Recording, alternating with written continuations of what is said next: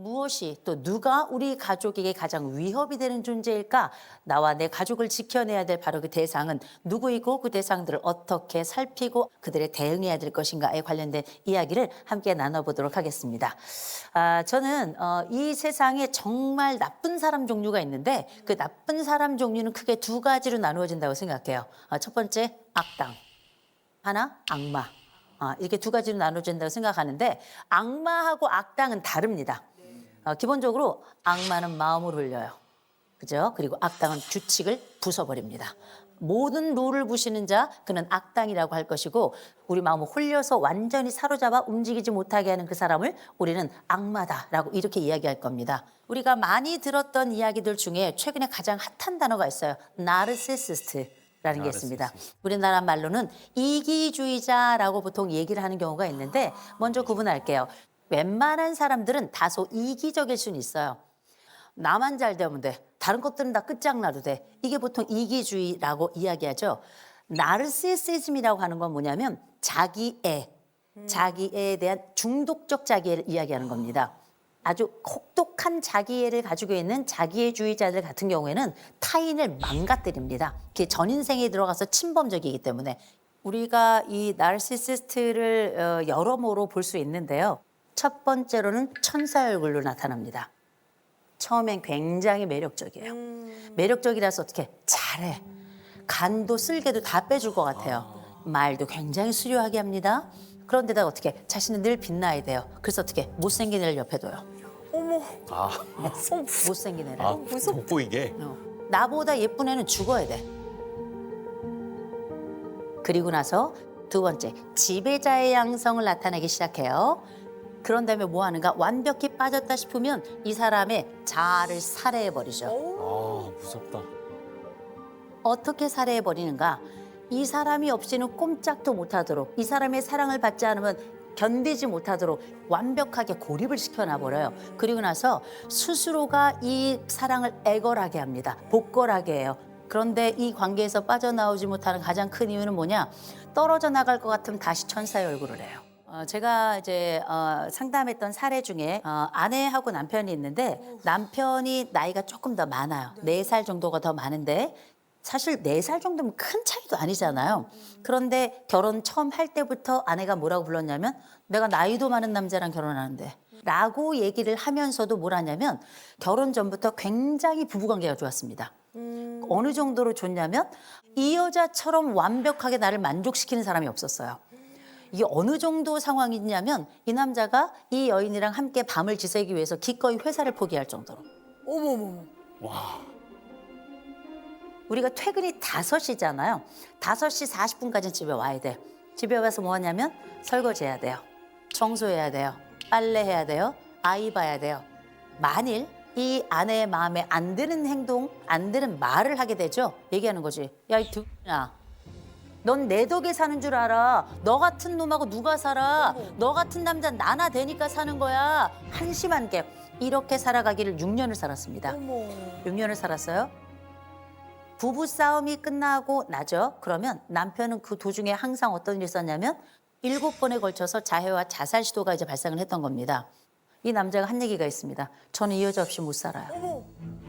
이 남자가 이 여자랑 이혼하려고 도망도 갔었어요. 근데 이 여자가 그리워서 견딜 수가 없더랍니다. 어머머머. 다시 또 가잖아요. 한없는 미소로 맞아줘요. 그리고 나서 그 품에 안겨서 웁니다. 어머. 오빠가 너무 보고 싶었어요. 어머. 이렇게. 나르시시스트들은 기본적으로 자기 주변에 있는 사람들의 모든 청춘과 원액을 다 빨아들이는 블랙홀과 같은 거라고 생각하시면 돼요. 그 소나기 안에 들어와 있으면 여러분들은 이미 그들의 노예. 이 나르시시스트들이 가지고 있는 아주 전형적인 특징이 있어요. 그게 바로 뭐냐?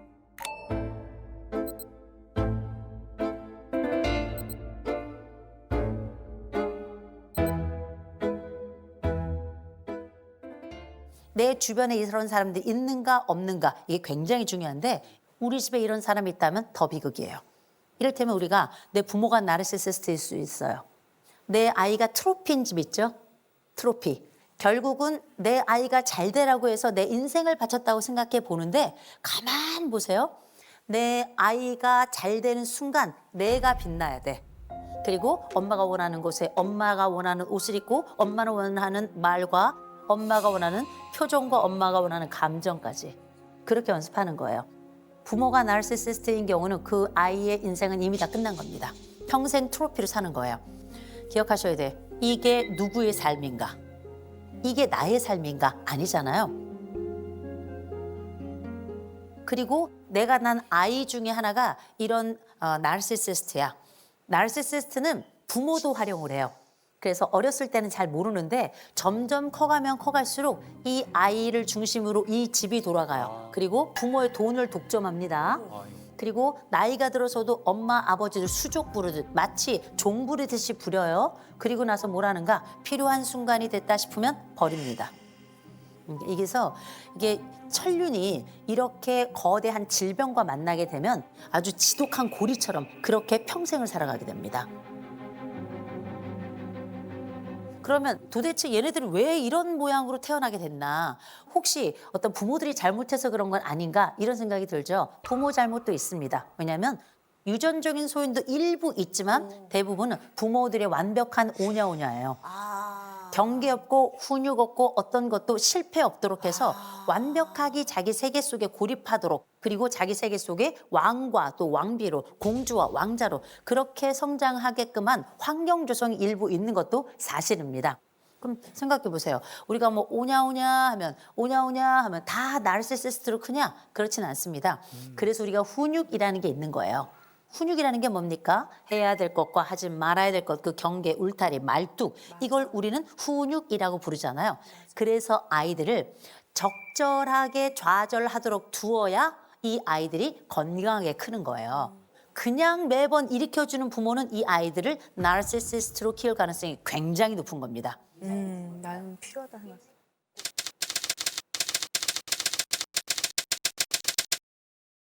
저는 일이 막 11시, 3시, 7시 방송을 잡으면 저는 중간에 아기를 데리러 와요. 그리고 아기 데려다 놓고 그리고 다시 방송하러 가요. 방송하시는 방송을 하시는.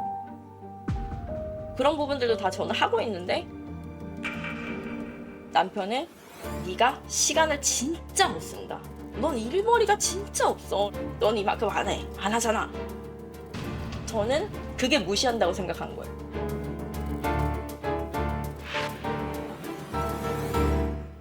내 일에 대해서 무시를 하거나 아니면은 너가 하는 게 뭐가 있어 이렇게 하면 저도 발끈해서 막 이제 따다다다 이렇게 해요.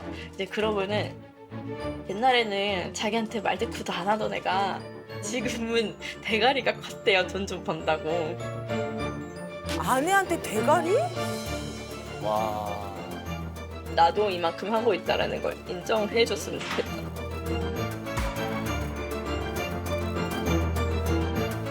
네, 두 분 소개부터 저희가 먼저 부탁드릴게요. 저 42살 네. 서명원이라고 합니다. 네. 네. 네, 91년생 서은경이라고 합니다. 아, 91년생. 아이가 지금 몇 개월 혹은 몇 살일까요? 24개월이에요. 손 많이 갈 때다. 근데 이제 어떤 부분을 남편이 제일 불만스러워하나요? 저는 일도 열심히 하고 싶고 그리고 아이도 열심히 케어를 한다라고 저는 나름 생각을 하고 있어요. 제가 중간에 일이 없거나 일이 시간이 나면은 아이를 꼭 케어하려고 노력하는 편이거든요. 근데 이제 저 혼자서 온전히 할 수는 없고 저는 이제 시어머니랑 이제 처음부터 같이 살았기 때문에 어머님이 온전히 아기를 봐주시는 시간 동안 제가 일을 할 수 있는 부분도 있는데 근데 이제 저희 남편은 이제 저한테 너는 육아를 정말 편하게 한다. 네가 조금 더 시간을 더 할애해서 네가 조금 더 뭔가를 더 이렇게 집에다가 집중을 했으면 좋겠다라고 이야기를 하는 거예요.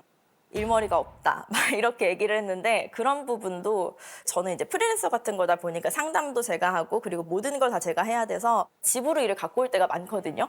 그러니까 일이랑 집이랑 거의 그렇게 경계가 없는 느낌인데 그거를 조금 잘해서 네가 끊어낼 수 있지 않을까? 여기선 집중을 하면 좋지 않을까라는 이야기를 계속하는 거예요. 아까 아내가 방송을 하시는 네, 맞아요. 네네. 저는 이제 휴대폰에서 한 번씩은 다 쇼핑하시잖아요. 네, 그럼요. 라이브 커머스 하고 있거든요. 네네네네. 네. 지금 이런 문제들을 이제 남편분에게 직접 이렇게 대화를 시도하거나 뭐 좀 이거 풀어보려고 얘기는 안 해봤어요? 해봤는데요. 근데 저희는 항상 싸움으로 끝나는 것 같아요. 아, 그 얘기를 하면 네, 너는 이래서 안 돼라는 얘기를 되게 많이 들었던 것 같고, 그리고 제가 막 울어요. 네, 막 울고 막 이러면은 저희 남편도 우는 거 되게 싫어하거든요. 그러면 이제 왜 질질 짜냐 뭐 이렇게 해가지고 이런 말 저는 되게 말로 상처를 받는데 그때 이제 말투에 이렇게 반응을 해서 이제 싸우게 되면은 그 본질과는 다르게 싸움이 되는 경우가 많은 거죠. 네. 그러면 아내가 일을 그만뒀으면 좋겠는 건가요? 아니요, 그런 건 절대 아니에요. 저는 와이프 직업을 자랑스럽게 여겨요. 근데 시기적으로 지금은 좀 줄여줬으면. 그래서 지금 아내에게 뭘 원하는 거예요? 저녁 방송, 그러니까 9시 이후 방송은 없었으면 좋겠어요. 7시, 8시 사이? 네, 그때까지는 와줬으면. 7시에 들어올 수 있어요? 안 돼요.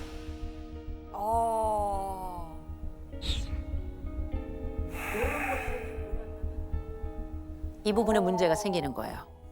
왜냐하면 이게 가장 많이 팔리는 시간대가 있기 때문에. 제가 말 조금만. 네. 그 와이프한테 시간 제한을 뒀으면 하는 건 평생이 아니에요. 저는 저희 아들이 화장실 갈 수 있고 물 떠먹을 수 있고 그 정도를 본인이 할 수 있다면 어머님이 육아하는 것 자체에 힘이 덜어질 거고, 근데 지금 시기에는 안 된다는 얘기예요. 그 중심에는 사실 항상 어머님이 있어요. 어머님이 지금 49년생이시니까 좀 있으면 80이 다 되거든요. 거의 8시간에서 10시간 이상을 아이를 봐주세요. 근데 그 쉬운 일이 아니에요. 정말로. 그래서 퇴근하고 집에 들어오면 들어와서 이제 엄마 눈치 보는 거예요. 얼마나 힘들어 하시는지. 그럴 수밖에 없지. 어머님도 힘이 드니까 붙이니까 한 번씩 앓는 소리를 내시거나 그래서 오자마자 야야 얘부터 데려가 빨리 데려가 야야야 막 이러실 때가 있어요. 힘드신 거예요. 근데 제가 말씀드릴게 집에 댁에 계실 때 직접 요리도 하시고 어머니가 좀 쉬실 수 있도록 그렇게 하시나요? 아니요, 그렇진 않습니다. 그렇진 않죠. 예. 왜 그렇게는 안 하세요? 예, 이게 왜 그러냐면 이제 우리가 머릿속에 가지고 있는 엄마의 역할이 워낙에 크다고 생각하셔서 그래요. 그 엄마의 역할은 사실은 아빠는 가슴 없는 엄마거든요.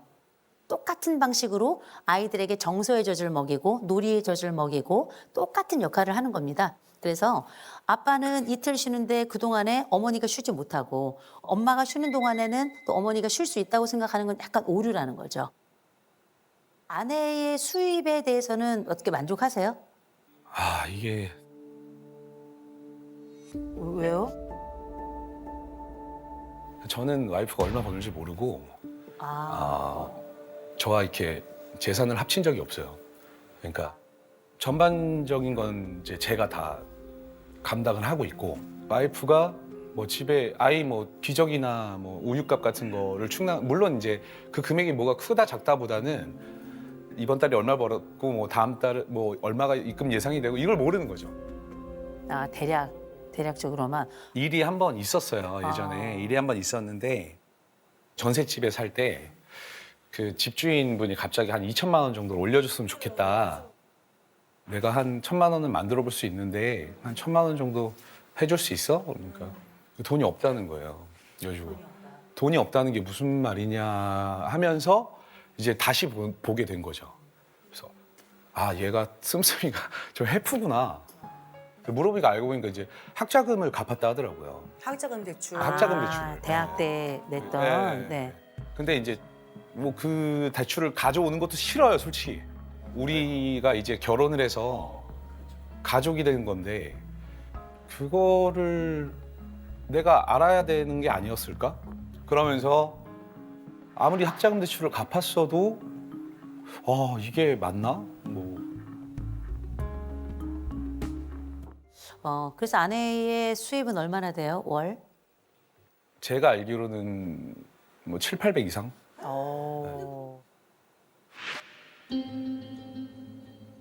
그에 근접한다고 봐도 될까요? 매달 조금 다르긴 하지만 500원짜리 정도지 않나라는 생각이 드는 거죠. 거기에서 저는 이제 생활비를 사용을 하고 있다. 이게 벌써 차이가 나기 시작하죠.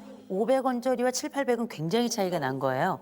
그래서 이제 남편이 생각할 때는 혹시 이 아내가 우리가 어떤 위기에 처했을 때 가지고 있는 돈이 있는지 없는지를 모르겠는 거예요. 두 부부는 알고 있어야 돼. 두 분은 기질도 성격도 똑같은 사람들이에요. 검사했는데 우리가 이제 많은 부부들을 보지만 그래프가 지금 같은 방향으로 모양이 다 이렇게 방향이 다 똑같죠. 이런 집들은 부부는 거의 없어요. 주로 반대편에 있는 그래서 흔히 우리가 이걸 임하고 짝이라 그래서 내게 없는 것을 그 사람에게 간절히 찾아서 그렇게 짝꿍이 되는 경우들이 되게 많아. 그래서 각자의 그래프가 반대인 면이 많거든요. 부부가 거의 같은 방향을 해서 비슷하게 가는 경우는 거의 없어요. 그래서 엄밀히 말하면 지금은 서로 적인 것처럼 얘기했지만 이 부부만큼 서로를 잘 이해하는 사람들도 없어요. 이 사람들은 둘도 없는 동맹이 될 수 있는 사람들이거든요. 남편이 그랬어요. 나 가부장이야. You know?